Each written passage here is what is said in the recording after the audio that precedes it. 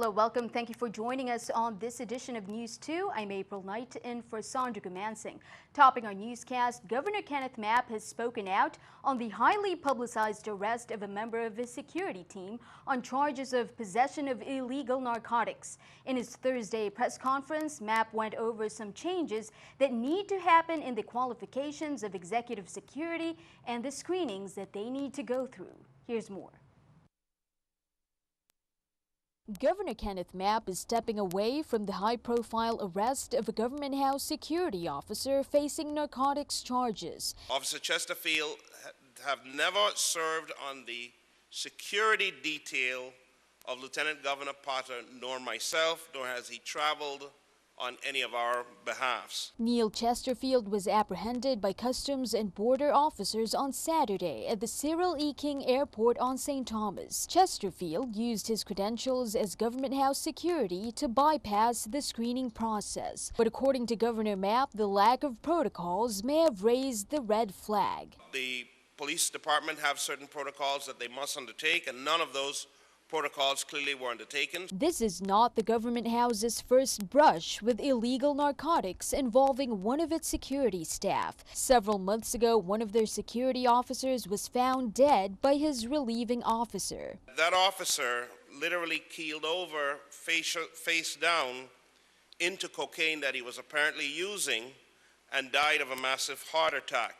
So they're making some key changes. Governor Mapp is requesting that all executive security teams of both governor and lieutenant governor and all uniformed security be subject to a federal security clearance. I will also be sending legislation down to the legislature to codify the executive security teams of the governor and lieutenant governor, placing it squarely under the auspices of the police commissioner of the police department. The governor said these measures are important in a job that can expose these officers to sensitive information. And I cannot have parading and masquerading around the building and the officers, persons who are living a life of crime and masquerading using their badges and their guns and the trust that we impose upon them. According to Governor Mapp, he will make these requested changes formal in a letter to U.S. Attorney Ronald Sharp. Meanwhile, the governor is also asking for additional funding in an amended version of his capital projects bill. The governor is requesting $5 million more, and that's to buy a tire shredder system to address some 300,000 tires that are currently stockpiled in the territory. He's also seeking another $10 million to fund structural repairs to the territory's 2 hospitals. According to the governor, after meeting with the Juan Luis Hospital Governing Board, he's also asking for an added $5 million in working capital funding for both hospitals. As we reported yesterday, an arrest has been made in the double homicide of officers Leisha Lamy and Kai Javois. Both VIPD officers were found dead at Hams Bluff Beach in Fredericksted on August 11th. VIPD officer Francis Williams was arrested in relation to the case after being initially arrested on stalking Lamy after the bodies were discovered. Here are additional details on the status of Officer Williams and more remarks from Governor Mapp. Francis Williams, currently his status is leave without pay with the Virgin Islands Police Department. As a result of this arrest, the officer's leave will be modified to reflect leave without pay until further notice. The parents of Officer Javois and the parents of Officer Lamy has in fact been informed that this warrant has been issued and that Police Officer Francis Williams Jr. Has been taken into custody and charged with these murders. Meanwhile, at least 40 gunshots were reported in Times Square in Christiansted last night, leaving 3 individuals with gunshot wounds. According to police, on Thursday evening, September 8th, around 9:30 p.m., officers responded to shots fired in the areas of Bienvenido's grocery store on Company Street. Please call Crime Stoppers at 1-800-222-TIPS or 911 if you have any information. Here are additional details. Upon arrival, officers observed a small crowd surrounding an unknown adult male who was lying on the ground. Contact was also made with a second victim who was lying on his back. Another patrol unit traveling on the Princess Street observed a third unknown male individual walking across the street and stopped the unit and stated he just got shot. The unit then placed the victim in the police unit and notified 911 call center that they were traveling to the hospital. The other two victims were taken by ambulance to the Wangiflui Hospital for treatment. Well, here's some good news. A Connecticut couple visiting the territory heaped praises on the VIPD after police officers with some computer savvy helped them recover personal belongings, including 3 cell phones. The tourists lost their personal belongings at Point Udall, and the police-assisted search for the phones via GPS tracking led them to a garbage bin in the Walter I. M. Hodge housing community. Here's more.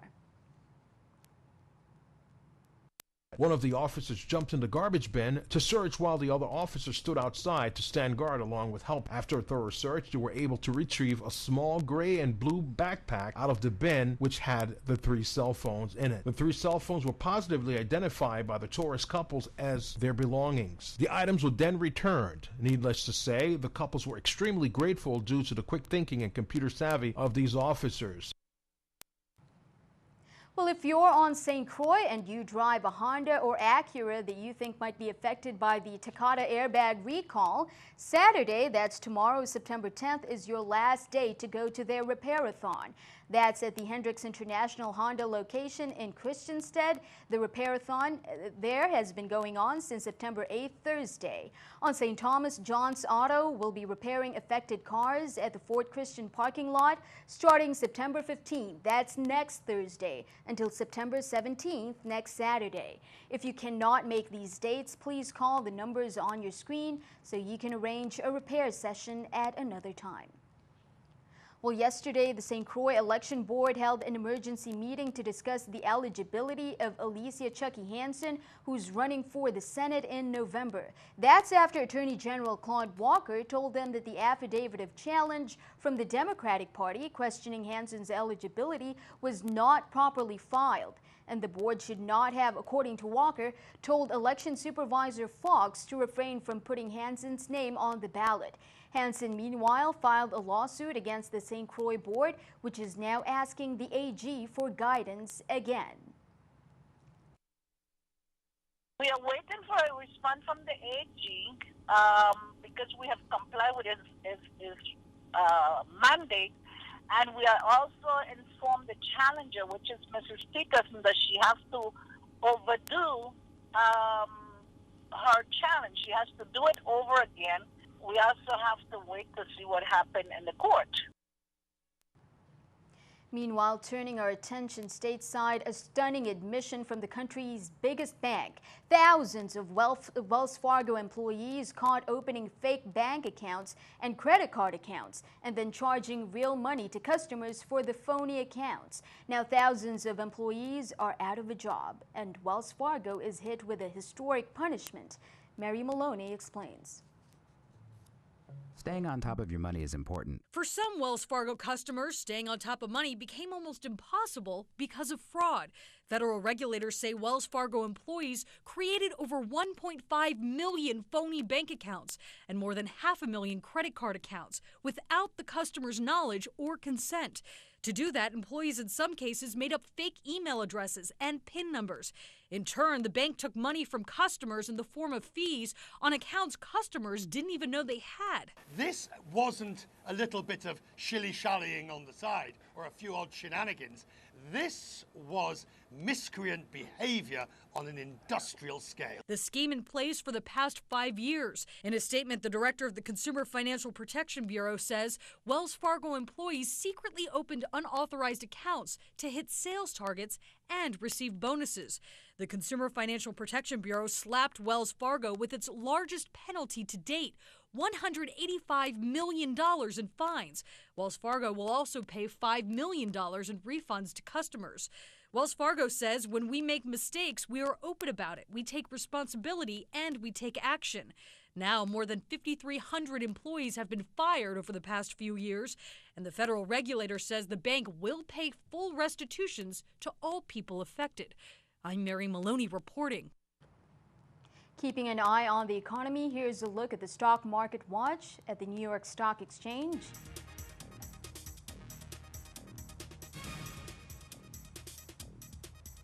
As you can see, everything down. The Dow 394, NASDAQ 133, S&P 53. Coming up on News 2, the nation is commemorating the 15th anniversary of the September 11 attacks. In the Virgin Islands, there are events that you can attend to join in the national remembrance. We'll be right back.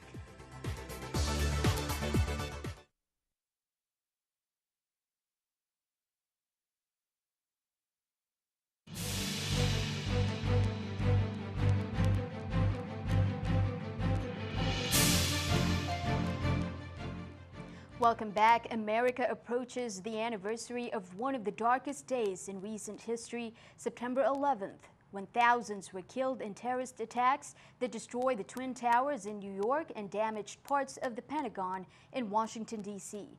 The VI is observing this locally. On St. Croix, starting at 11 a.m., the American Legion will be hosting a local America Supports You Freedom Walk.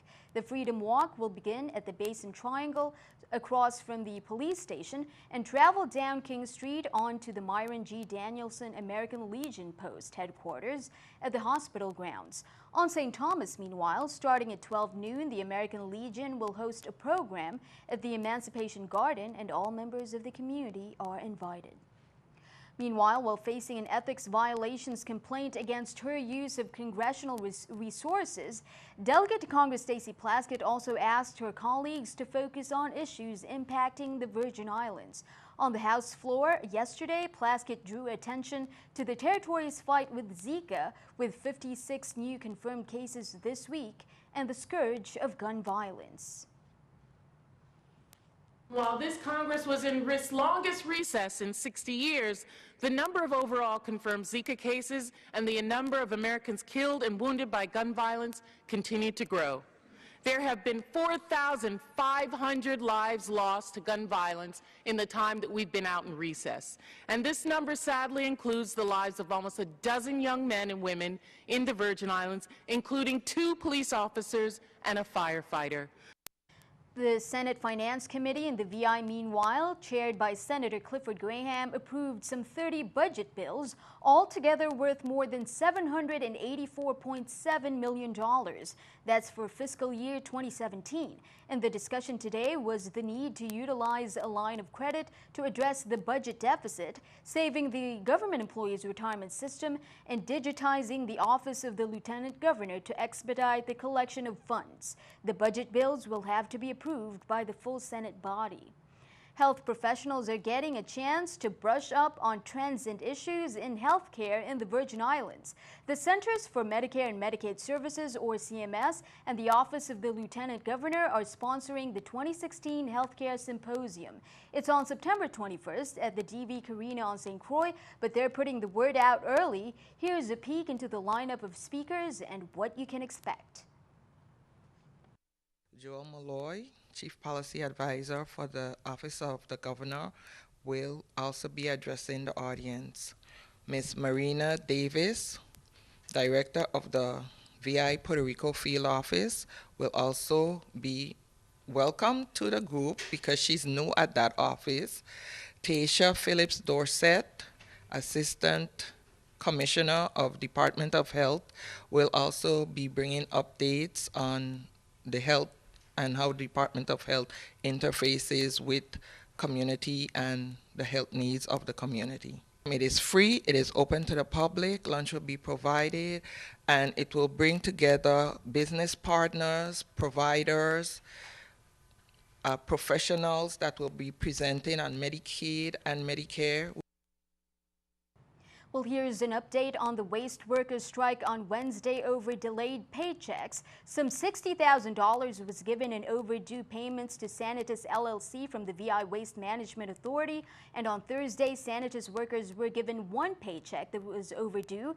And today, Friday, they were scheduled to receive another paycheck that's due today. Some workers we spoke to, however, expressed concern over the rest of the amount that's owed to Sanitas because the $60,000 paid by the government out of $1.4 million in total debt, they said, will not cover the next pay period.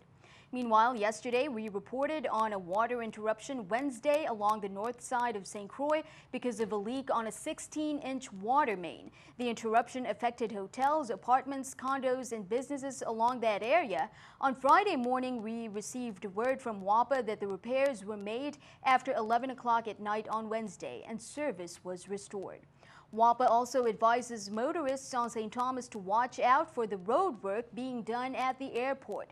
On Saturday, September 10th and Sunday, September 11th, one lane at the intersection of the Cyril E. King Airport Road and Sarah Hill will be closed to motorists to allow for conduit installations in the utility manhole at the base of that hill. They began trenching and cable installation operations in the area. Crews work weekdays from 4 p.m. to midnight and weekends from 7:30 a.m. to 4 p.m. There will be no electrical or water service interruptions. Well, stick around. Your News 2 AccuWeather forecast is coming up next.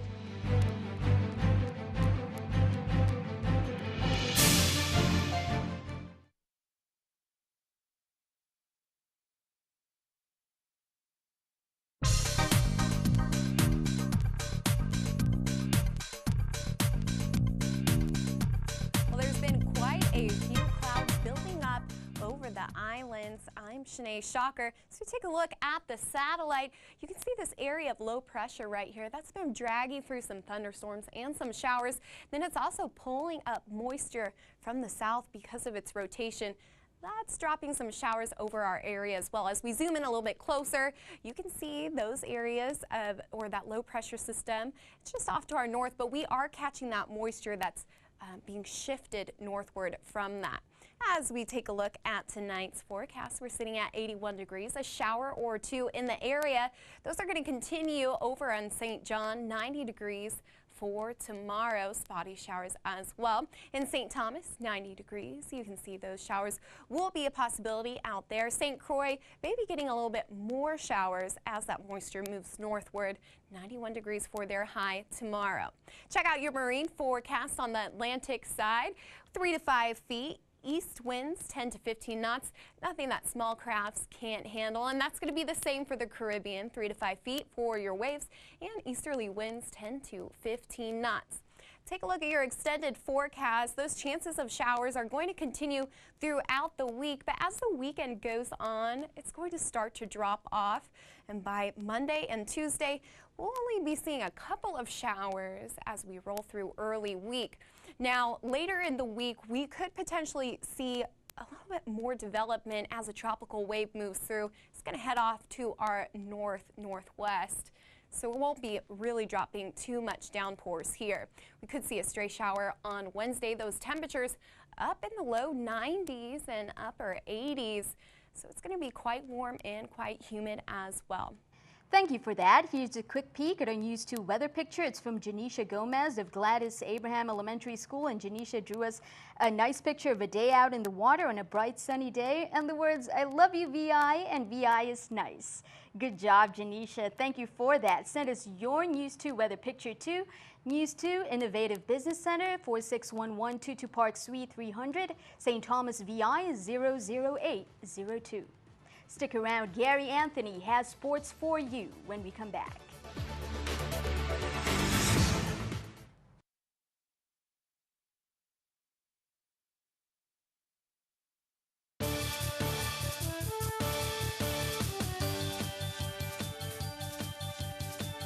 I'm Gary Anthony, and this is News 2 Sports. Okay, it's official. The 2016 NFL season is underway. In a rematch of Super Bowl 50, the Denver Broncos hosted the Carolina Panthers last night in what can only be described as a hard-hitting affair. Off to Denver we go. Here's newly retired Peyton Manning bringing out the Lombardi Trophy. First quarter action, and Panthers QB Cam Newton hits wide receiver Kelvin Benjamin for the TD. Panthers are up 7-0. Second quarter, and Broncos fullback Andy Janovich with his first NFL carry. Scampers 28 yards for the end zone, score tied at 7. Still second quarter, and Cam, this guy is huge. Runs, hits the pylons for a 2-yard TD run, 14-7 Panthers. The second half was all Denver. Bronco QB Trevor Siemian, the screen to running back C.J. Anderson, who rumbles 25 yards to pay dirt. Broncos down 17-14. The following possession, Cam's pass gets tipped, and it's picked off. Ensuing possession, Anderson again, this time from 1 yard out, and the Broncos lead 21-17. Last chance for the Panthers, 9 ticks left on the clock for the win, and Graham Gano misses from 50. Go! Denver wins 21-20. Simeon gets his first NFL victory. Let's talk about some of the interesting games to open the first Sunday of the season. The Bengals are at the Jets. Two teams with playoff aspirations for 2016 will butt some serious heads. The Bengals, led by QB Andy Dalton and wide receiver A.J. Green, have made the playoffs 5 straight seasons, but they haven't won any of those games. The Jets, they play 5 2015 playoff teams in their first 6 games, so a good start to the season is muy importante. Opening game, home crowd, a great D. I like the Jets to win. The Pats, they go to Arizona to take on the Cardinals. Of course, the big story is Tom Brady's 4-game suspension for Deflategate. That means Jimmy Garoppolo gets the keys to the Pats offense. Not to worry, Pats fans. Gronk should be there. He does have a bad hamstring. The Cards, they have a complete team with QB Carson Palmer leading a potent offense and an attacking defense that is top-notch. I like the Cards to win this game because their defense will be too much for Garoppolo. He's making his first regular season NFL start. Well, that's it for sports. Enjoy those games on Sunday, April